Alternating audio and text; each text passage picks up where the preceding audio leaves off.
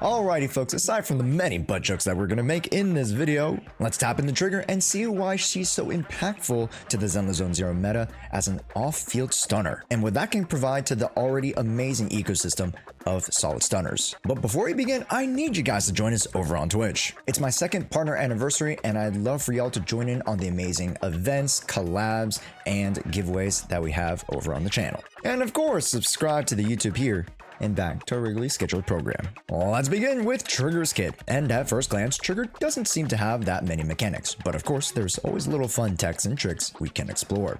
But let's not put the cart before the horse. Trigger's main goal is to allow herself to always be active, whether on field or off.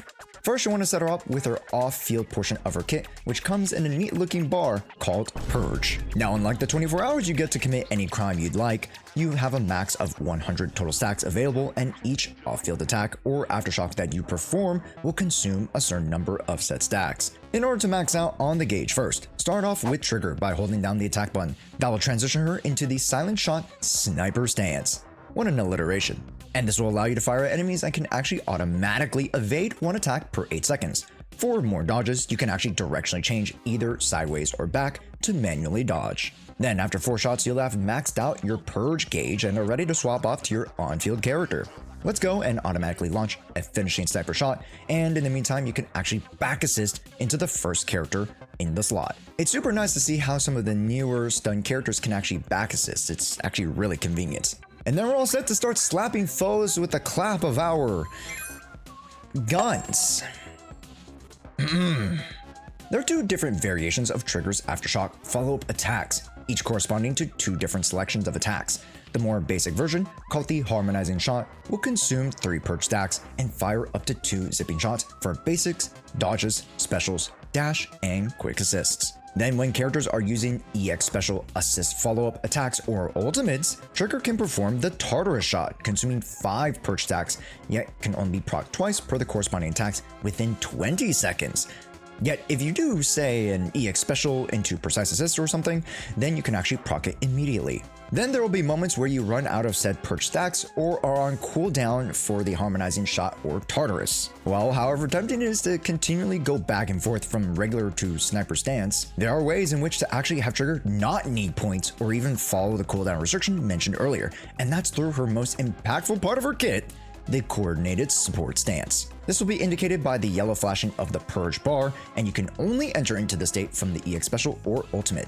Unfortunately, the chain is not able to activate it, which is such a bummer, but this state will last either 8 or 12 seconds, respective of the EX special or ultimate, and will allow Trigger to continuously zip, zap, and zop through enemies with no need for Purge points and no cooldown restrictions. Meaning if you were to proc, say, a Zambi EX special into 3 special combo, you'd be performing 4 dashes with Zambi and 4 dashes with Trigger. Man, those 2 are literally going to light up the screen in your gamer basement and flashbang you and your next 3 generations of gamer children. Like, holy, that's a lot of flashy attacks. As you can predict, during non-stun windows, it's advertised that you utilize the Purge stacks, and during the stun window, have utilized the ultimate to jump into the stun window. This way, you can make sure that you have a majority of the stun window covered by your best attacks, and if you have an extra EX special to spare, try to get some aftershock attacks in to stun the enemies faster. But if you have 100 Purge, it should be relatively doable in a reasonable time. Next is the core passive, Soul Searching Gaze. When Trigger aftershocks, the opponent's stun damage multiplier increases by 35% for 5 seconds, which can also happen even if the target is not stunned. This meaning that you can apply this right before the stun window, but understand that this lasts for 5 seconds, meaning from your last aftershock from your EX or ultimate, you can get this buff for 5 more seconds to only 13 or 17 seconds, which honestly should be more than enough to encompass the majority of the window unless you're trying to min-max the window time. I wonder who would want to extend that time for as long as possible. After that, it's just her additional core ability called Silver Lantern's Gaze, and this is where the back-end build comes into play, as when an additional attack or attribute is matched to Trigger, she'll allow herself to gain days dealt by aftershock for 1.5% up to 75% for each point of crit rate that she has past 40%. So quickly doing the math, 50 points for a max of 75, that means your Trigger will want 90 crit rate to maximize this buff. This means having a crit rate W engine option would be optimal, yes? Well, the math actually suggests otherwise. Not having a crit rate W engine option might not be as bad as it seems. Before we move on to said portion of this early access guide, folks, I see you still haven't yet subscribed. We just hit an amazing milestone of 20K subscribers on YouTube, but the grind doesn't stop here. Please help us continue to bring y'all the best Zzz and variety gacha content we can by hitting that subscribe button. Trigger's face will go from red to happy yellow if you do so. Please do her a favor, smash that button, and hit the bell too. Now for the build portion, her numbers are actually pretty cut and dry. She's an offensive character in the sense that she'll still be wanting to contribute damage through her off-field aftershock presence, but she still wants to invest into stats that give her the ability to be a stunner. So in Maslow's hierarchy of needs, we'll start with crit rate up to 90%. So how else does Trigger gain crit rate? Well, I hate to be the bearer of bad news, but it's simply through drive discs and W engine. I understand that it's a bit daunting, but trust me, it's gonna be okay. Let's first calculate what you need if you had her signature, the Spectral Gaze. It's a unique W engine much like Miyabi's Hailstorm Shrine, as it's the only stun option that gives crit rate in the substat. And because of doing so, she lacks the upfront 18 or 20% impact that others usually give. But she does earn that back through the extra passive. So with 5% crit rate at base and 24% in the substat, we are rocking 29%. Add on top of that a 4-slot crit rate main stat drive disc and you get 53%. And for starters, we all should try to use the Woodpecker Electro for more comfortability, this granting us 8% more for a total 61%. Then all we need is 12 to 13 rolls to cover us to 90%, which is easier said than done, as you'll need to roll an average of 1 to 2 plus level rolls on each of the remaining discs in order to receive the full extended buff. But note, this is not just for Aftershock Gaze, but it's also to crit for your trigger. Because Aftershock is not Anomaly, where the electro element is dot, it's actually able to crit as a follow-up attack. So having 9% crit rate is actually pretty solid and will allow us to crit frequently, with the rest of our rolls going into offensive values like attack, crit damage, or pen. Then from there, main stats on drive discs should be either electric, pen, or attack on 5 slot, and impact on 6 slot. The set that you'll use should be the 4-set Shockstar Disco, as the passive increases basic attack days, and the Aftershock on Trigger's kit is actually conveniently tied to the basic, making it one of her best sets. You could also go the 4 Shadow Harmony for the 12% extra crit rate on 4 and 2 impact if you find yourself struggling a bit with finding that crit rate.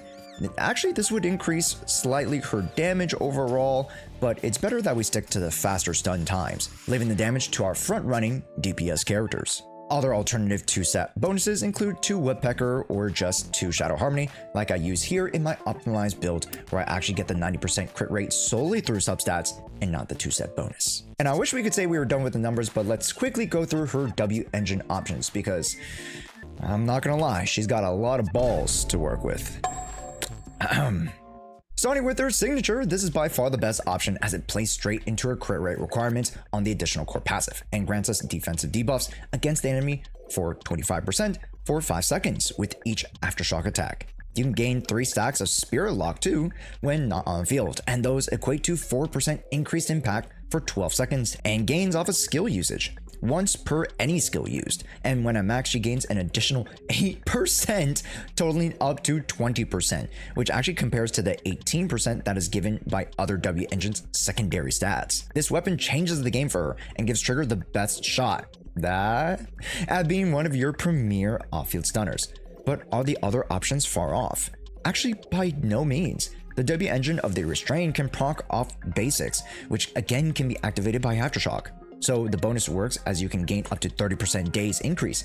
Quickly doing the math, the signature offers 24% crit rate, granting us 36 points of extra days of Aftershock, which when the Restrain is at its top form, especially during stun windows when you have your coordinate set on, you can match that relatively close, which means that this option is actually only just around 10% less effective in stun. Yet going from there is the Ice Jade Teapot, which grants less overall stun potential, but does give 20% squad damage bonus, then Blazing Laurel by Lighter, and Hellfire Gear from Kaleda.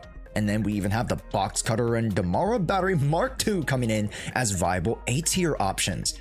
I personally say because of the relevancy of some of these standard S-tier options, if you have an extra spare in your inventory, might as well use them versus leaving them to the wayside, and actually save those polychromes for signatures of other DPS characters that are coming in the near future. And now we're finally out of the woods with numbers and ready to slap ass! Over to the gameplay and combat demonstration. Firstly, most rounds will have Trigger starting off building her perch stacks, making that booty bounce, and gaining your full 100 stacks by launching 4 sniper shots, then auto back assist into your DPS to start shaving off some HP.